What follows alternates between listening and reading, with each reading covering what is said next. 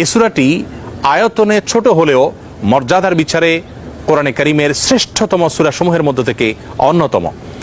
নবী করিম সাল্লাল্লাহু আলাইহি সাল্লাম এক হাদিসে বলেছেন, ইন্নাহা লাতাআদিলু সুলসাল কোরআন, নিশ্চয়ই সূরা ইখলাস এটি মর্যাদার বিচারে এবং সওয়াবের দিক থেকে কোরআন কারীমের 1/3 বা 1/3 সমতুল্য।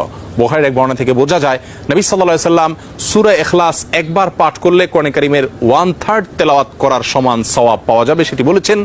এর উপর ভিত্তি করে অনেক উলামায়ে কেরাম বলেছেন, 3 বার যদি কেউ কুল হুয়াল্লাহ সূরা বা সূরা ইখলাস পাঠ করে তাহলে আল্লাহ রাব্বুল আলামিন তাকে গোটা কোরআন একবার পড়ে শেষ করার সমান সওয়াব দান করবেন। অন্য আরেকটি হাদিসে বর্ণিত হয়েছে, এক ব্যক্তি সূরা ইখলাস পাঠ করেছেন, নবী সাল্লাল্লাহু আলাইহি ওয়াসাল্লাম সে শুনতে পেয়ে তিনি বলেছেন ওয়াজাবাত, অর্থাৎ তার জন্য ওয়াজিব হয়ে গেছে।